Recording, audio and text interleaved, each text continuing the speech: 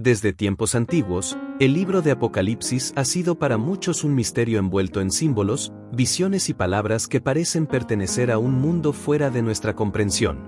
Sin embargo, lo que la mayoría no sabe es que este libro, escrito por el apóstol Juan, no fue concebido desde una mentalidad occidental, sino desde una perspectiva profundamente hebrea, impregnada de la Torá, los profetas y el lenguaje profético que Israel conocía desde siglos antes. Lo que Juan vio no fue un relato de terror ni una película de catástrofes, sino una revelación del plan final de Dios para restaurar todas las cosas, un mensaje cifrado para quienes tienen ojos para ver y oídos para oír. Hoy, vamos a sumergirnos en esa visión, y al hacerlo, quizá descubramos que muchas de las imágenes y palabras que por siglos hemos interpretado con temor, en realidad están llenas de esperanza, justicia y redención.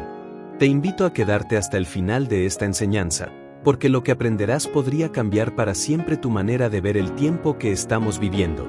Y si deseas seguir recibiendo enseñanzas profundas desde la raíz hebrea de la fe, te invito a suscribirte a nuestro canal Palabra Viva, Biblia y Fe, donde cada semana revelamos verdades que han permanecido ocultas para la mayoría. Juan, estando desterrado en la isla de Patmos, no estaba desconectado del propósito eterno del Creador. Por el contrario, en medio de su aislamiento, recibió la visión más extraordinaria jamás dada a un hombre, el desenlace de la historia, el cumplimiento de las promesas hechas a Abraham, Isaac y Jacob, la victoria final del Mesías y el establecimiento del reino.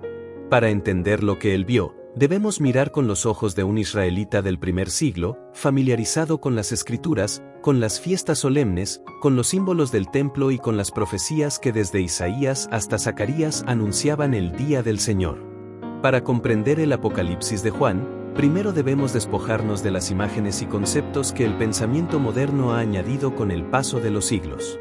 Juan no escribió desde la imaginación de un novelista, sino desde la inspiración del Espíritu de Dios, usando un lenguaje que sus contemporáneos en las comunidades judías y mesiánicas podían entender.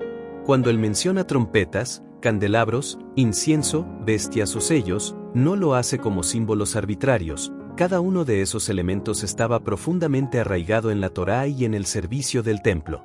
En Apocalipsis 1:10, Juan relata: «Yo estaba en el Espíritu en el día del Señor». En la mentalidad hebrea, esta expresión no se refería a un domingo moderno, sino al Yom HaAdonai, el día del Señor, un concepto profético que aparece repetidas veces en los profetas, como en Isaías 13:6 o Joel 2:31, describiendo un tiempo de juicio y restauración. Desde esa primera frase, Juan nos transporta a un escenario que sus lectores entendían como la culminación de la historia. El hecho de que la visión comience en el día del Señor no es casualidad. En el calendario profético hebreo, el tiempo final se compara a una gran cita divina, un Moed, similar a las fiestas solemnes que Israel celebraba. Esto significa que lo que Juan ve no es un caos sin sentido, sino un evento perfectamente sincronizado con el plan eterno de Dios, revelado en las Escrituras desde Bereshit, Génesis, hasta Malaquías.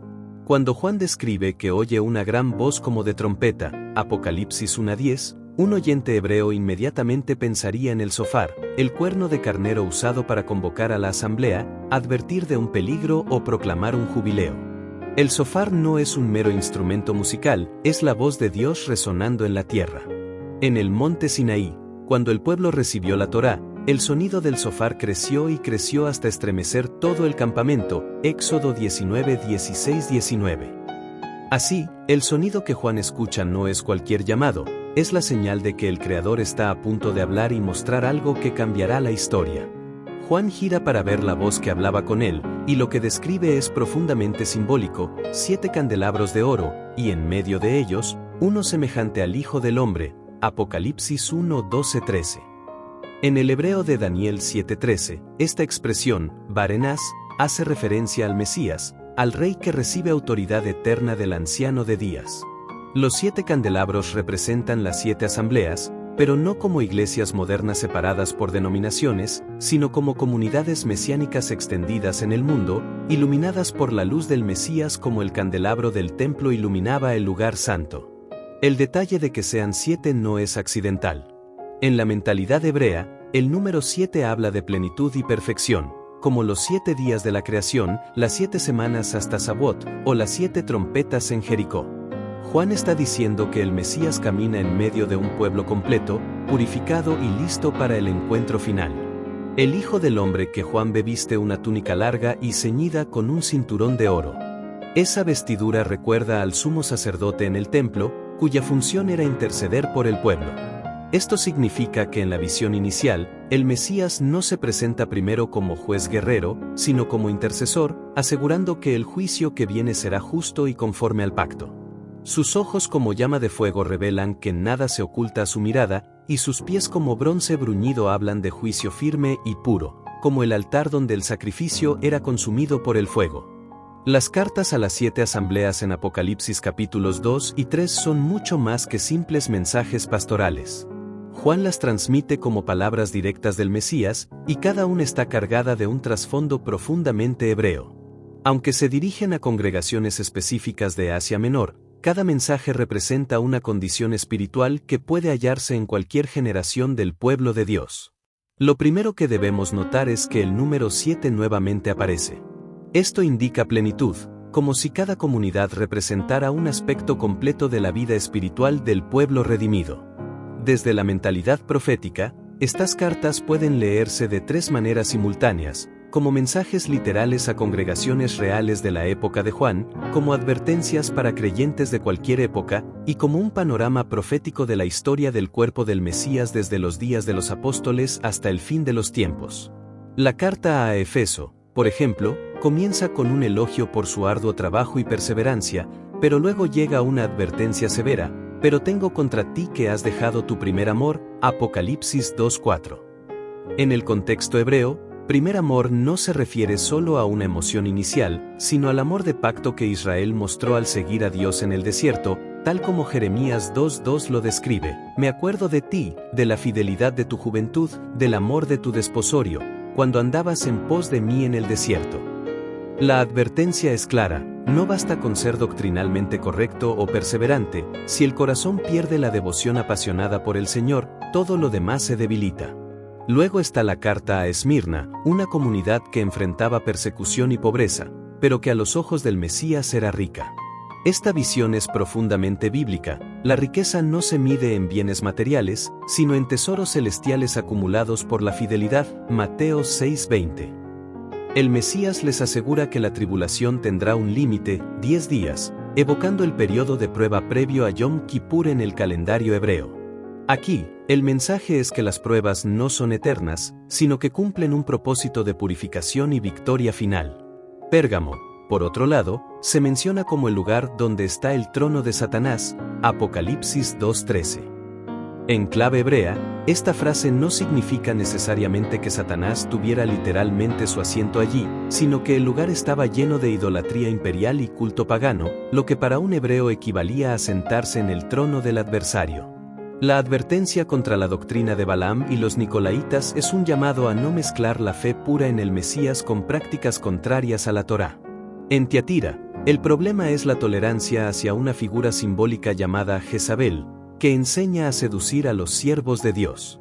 Esto conecta directamente con la reina Jezabel del Libro de Reyes, quien promovió la idolatría y la corrupción espiritual en Israel. La referencia no es casual. Para un oyente hebreo, mencionar a Jezabel era recordar la necesidad urgente de santidad y separación del pecado. La carta a Sardis es impactante: tienes nombre de que vives, y estás muerto, Apocalipsis 3:1. En otras palabras, externamente parecen vivos, con actividad y prestigio, pero espiritualmente carecen de verdadera vida. Esta advertencia refleja lo que los profetas denunciaban en Israel: el formalismo religioso sin un corazón rendido al Señor. Filadelfia, por su parte, recibe elogios por guardar la palabra del Mesías y no negar su nombre. Para una mentalidad hebrea, guardar la palabra no es solo memorizarla, sino custodiarla, obedecerla y vivirla día a día. El Mesías promete abrirles una puerta que nadie podrá cerrar, recordando la autoridad mesiánica que Isaías 22:22 profetizó sobre el siervo fiel. Finalmente, la Odisea es reprendida por ser tibia, ni fría ni caliente. En la geografía local, el agua de la región llegaba templada, un símbolo de insipidez y falta de definición espiritual. El mensaje es claro: el Mesías quiere un pueblo definido, fervoroso, y no acomodado en la comodidad espiritual. La invitación final de esta carta, "Yo estoy a la puerta y llamo", resuena con el canto hebreo de la voz del amado que llama en Cantar de los Cantares 5:2, pidiendo entrar en comunión íntima. Cada carta concluye con la frase: "El que tiene oído, oiga lo que el Espíritu dice a las asambleas". En hebreo, oír, chamá, no es solo percibir sonido, sino obedecer. El llamado no es meramente informativo, sino transformador. Ahora, amados, cuando Juan habla de estas visiones, no las presenta como símbolos aislados, sino como piezas de un tapiz profético que tiene raíces muy antiguas en la Torá y los profetas. Cada imagen que describe, cada palabra que usa, está impregnada de un significado hebreo que, si lo perdemos, terminamos leyendo Apocalipsis como un libro en clave misteriosa y ajena, cuando en realidad es la culminación de la historia de Israel y de la redención de todas las naciones. Juan, siendo un judío fiel y discípulo de Yeshua, jamás habría inventado un lenguaje nuevo, más bien, tomó el lenguaje de las profecías que él conocía desde niño y lo aplicó a lo que se le reveló en la isla de Patmos. Por eso, al leer sobre las trompetas, inmediatamente debemos pensar en las fiestas bíblicas, en Yom Teruah, la fiesta de las trompetas, que señala un llamado al arrepentimiento y la proclamación del reinado del Mesías. Cuando menciona el templo y el arca, no está creando una imagen simbólica moderna, sino trayendo a nuestra memoria el corazón mismo de la adoración en Jerusalén, la presencia de Dios en medio de su pueblo. Uno de los errores más comunes es leer Apocalipsis como si fuera simplemente un libro del fin del mundo. Desde la mentalidad hebrea, no se trata de un fin en el sentido de destrucción total, sino del cumplimiento de un propósito. Juan ve juicios, sí, pero también ve restauración. Ve que las naciones se inclinan ante el trono, que la justicia de Dios se establece, que la corrupción y la maldad son eliminadas para dar paso a un mundo renovado. Esto es consistente con las palabras de Isaías 65:17, porque aquí que yo creo cielos nuevos y tierra nueva, y de lo primero no habrá memoria, ni más vendrá al pensamiento. Juan está viendo el cumplimiento literal de esas promesas, y lo comunica con un lenguaje cargado de imágenes que sus oyentes originales entendían perfectamente. El cordero que aparece en Apocalipsis es la figura central. Para el pensamiento hebreo, el cordero no es una metáfora vaga, es una referencia directa al sacrificio de Pesaj, Pascua, a la sangre que protegió a Israel en Egipto, a la redención que los liberó de la esclavitud. Juan está diciendo que la misma sangre que cubrió las puertas de las casas hebreas en Egipto es la que ahora cubre y protege a los redimidos en todo el mundo. El Cordero es Yeshua, el Mesías, que se ofreció voluntariamente, cumpliendo lo que estaba escrito en la Torá y los profetas. Cuando Juan lo ve como inmolado, pero de pie, Apocalipsis 5:6, está mostrando la paradoja gloriosa de la fe, un sacrificio que no termina en derrota, sino en victoria, una muerte que trae vida eterna. Si no entendemos la conexión con las fiestas bíblicas, con el templo y con la historia de Israel, corremos el riesgo de interpretar estas visiones de forma fragmentada o puramente simbólica. Pero Juan, inspirado por el Espíritu, está describiendo el clímax de un plan que comenzó desde Bereshit, Génesis. La serpiente que engañó a Eva en el huerto es la misma que en Apocalipsis es llamada el dragón, la serpiente antigua, Apocalipsis 12:9. La promesa de Génesis 3:15, de que la simiente de la mujer aplastaría la cabeza de la serpiente, encuentra su consumación en la victoria del Cordero y en la derrota final de Satanás. Otra imagen poderosa que Juan nos presenta es la de la Nueva Jerusalén, descendiendo del cielo como una novia ataviada para su esposo. Esta visión es la respuesta directa a la esperanza de todos los profetas, que el Eterno habitaría de manera permanente con su pueblo. No es casualidad que Juan use el lenguaje del matrimonio, porque el pacto entre Dios e Israel siempre fue descrito como una relación de esposo y esposa. Oseas, Isaías y Jeremías hablaron de esta unión. En Apocalipsis 21, Juan ve el cumplimiento: ya no hay separación, no hay lágrimas, no hay muerte. La Sejiná, la presencia divina, llena todo. Y aquí se cumple la promesa de Levítico 26:11-12, y pondré mi morada en medio de vosotros, y mi alma no os abominará. Y andaré entre vosotros, y yo seré vuestro Dios, y vosotros seréis mi pueblo. Amados, Entender Apocalipsis desde la raíz hebrea no es un ejercicio académico sin vida, es encender la lámpara que ilumina el camino para que sepamos quiénes somos en el plan de Dios y hacia dónde nos dirigimos. El mensaje de Juan no es para que tengamos miedo, sino para que estemos preparados, para que vivamos en santidad y esperanza, sabiendo que la victoria del Cordero es segura y que su reino es eterno. Cuando Juan describe en Apocalipsis las copas de la ira derramándose sobre la tierra, muchos lo leen como un simple anuncio de castigos divinos, pero desde la óptica hebrea esto se conecta con algo mucho más antiguo, las plagas de Egipto. Así como en los días de Mosé, las plagas no fueron simplemente juicios, sino señales para desenmascarar a los dioses falsos de Egipto. En los tiempos finales, las copas revelarán la fragilidad de los sistemas e ídolos modernos. El paralelismo no es casual. En hebreo, la palabra Macá, golpe o plaga, implica no solo destrucción, sino también un golpe revelador, una exposición de la verdad. Juan, en su visión, no está viendo un futuro apocalíptico desconectado del pasado, sino un eco profético de lo que el Eterno ya hizo y volverá a hacer. Por eso, cuando menciona que el mar se convierte en sangre, que las aguas se corrompen y que el sol quema con fuego intenso, está hablando en el mismo lenguaje que la Torá empleó para contar la liberación de Israel. La clave es entender que estas imágenes no son simples descripciones físicas, sino realidades espirituales que se manifestarán en el mundo natural. El pueblo hebreo siempre entendió que lo que ocurre en la tierra es un reflejo de lo que sucede en lo invisible. Juan, como judío conocedor de las Escrituras, sabía que estas visiones no eran solo advertencias, sino también un llamado a la tesubá, al arrepentimiento, antes de que el Eterno complete su plan. Luego, Juan ve una escena que, desde una perspectiva hebrea, es profundamente significativa: las naciones reunidas para la guerra final en un lugar llamado Armegiddo, más conocido como Armagedón. Muchos lo han interpretado como una simple batalla física en Israel, pero el hebreo nos revela un matiz más profundo. Har significa monte y Megiddo proviene de una raíz que implica cortar, atacar o incluso anunciar. No es solo un punto geográfico, sino una representación profética de la confrontación decisiva entre la verdad de Dios y las mentiras de las naciones. En la mentalidad hebrea, las batallas de la historia siempre son sombras de una batalla más grande, la que ocurre en el corazón humano.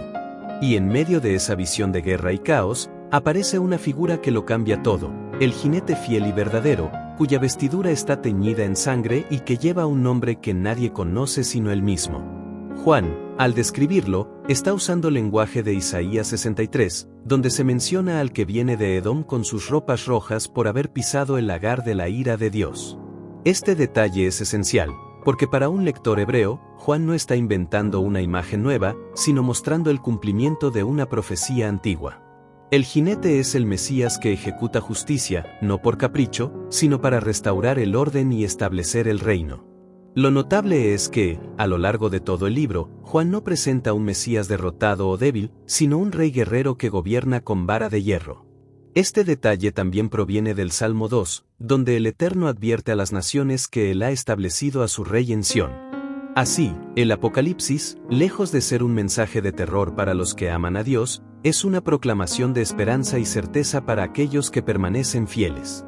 Después de mostrar la victoria del Mesías sobre las naciones, Juan relata una escena que, para el oído hebreo, tiene un peso enorme: la derrota definitiva de la serpiente antigua, a Satán. Dice que es atado por 1000 años y lanzado al abismo. Este detalle ha generado mucha especulación, pero desde la raíz de las Escrituras, no se trata solamente de una cronología literal, sino de una afirmación teológica: el enemigo tendrá un límite establecido por el Eterno. En la mentalidad hebrea, el número 1000 no siempre es un conteo exacto, sino una cifra que representa plenitud, un tiempo completo según el propósito divino.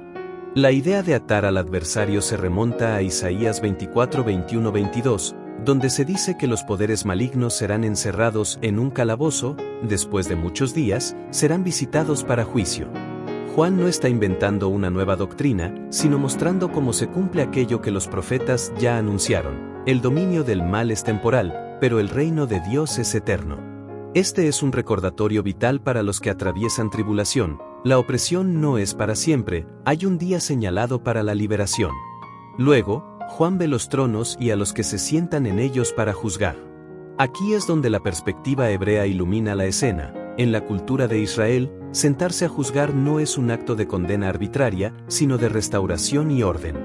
El juicio en hebreo, mishpat, implica establecer lo que es recto, devolver a cada cosa su lugar. Por eso, cuando Juan habla de los que reinarán con el Mesías, está describiendo una función sacerdotal y real, tal como fue prometida a Israel: vosotros seréis para mí un reino de sacerdotes y gente santa. Éxodo 19:6. No es un gobierno de poder humano, sino una administración justa en la que la Torá será la norma de vida.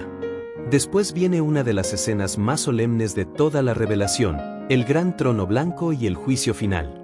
Aquí, desde la visión hebrea, hay un punto clave: los libros que se abren. En la tradición judía, se cree que en el cielo hay registros, libros de la vida, libros de las obras, y que en Yom Kippur, el día de la expiación, se sella el destino de cada persona para el año. Juan está viendo ese concepto, pero llevado a su consumación final, no solo el destino para un año, sino para la eternidad. La imagen es poderosa porque conecta la liturgia del templo y las fiestas bíblicas con el destino eterno de cada alma. El hecho de que el mar entregue a los muertos y que la muerte misma sea arrojada al lago de fuego, habla de la victoria total del Creador sobre la corrupción y la mortalidad. En hebreo, el mar muchas veces simboliza el caos, las fuerzas desordenadas que se oponen a la vida. Que ese mar rinda a sus muertos es la señal de que ni el caos ni la oscuridad tienen la última palabra. Finalmente, Juan describe la visión que todo israelita fiel anhelaba: la nueva Jerusalén descendiendo del cielo, preparada como una novia ataviada para su esposo. Este lenguaje no es casual. En los profetas, especialmente en Isaías y Oseas, Israel es retratado como la esposa del Eterno, muchas veces infiel, pero finalmente restaurada por amor. La Jerusalén celestial es el símbolo de esa restauración final, no como una ciudad cualquiera, sino como la morada de Dios entre los hombres. Aquí se cumple la promesa de Levítico 26:11-12: pondré mi morada en medio de vosotros, y mi alma no os aborrecerá. Y andaré entre vosotros, y seré vuestro Dios, y vosotros seréis mi pueblo. En este punto, el Apocalipsis deja de ser una historia de juicios para convertirse en una declaración de amor eterno. He aquí, el tabernáculo de Dios con los hombres. Desde la perspectiva hebrea, esto no es solo el cierre de la historia, es el regreso al Edén, pero esta vez con una humanidad redimida y con un pacto inquebrantable. Cuando observamos todo lo que Juan describe, entendiendo sus raíces en la Torá, los profetas y las fiestas bíblicas, el Apocalipsis deja de ser un libro de miedo y se convierte en una carta de esperanza. Vemos que cada juicio, cada imagen y cada símbolo no son mensajes ocultos para asustar, sino recordatorios de que el Eterno siempre cumple su palabra y que el Mesías Yeshua es el centro de todo el plan. El mal tiene fecha de vencimiento, el dolor será sanado, y la justicia será restaurada bajo un reino que nunca acabará. Esto nos recuerda que nuestra fe no se sostiene en interpretaciones humanas ni en especulaciones sensacionalistas, sino en la certeza del pacto eterno. Así como Juan escribió para creyentes que sufrían persecución, estas palabras hoy nos llaman a perseverar, a vivir con santidad y a esperar con gozo la manifestación plena del reino de Dios. No es una espera pasiva, sino activa, llena de fidelidad, servicio y amor, porque aquel que dijo «Yo vengo pronto» es fiel y verdadero.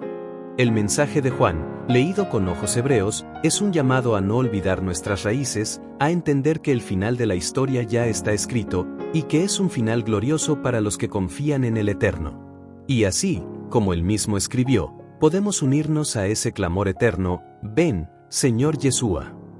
Salom Ubrajot Aleichem. Paz y bendiciones sobre ustedes.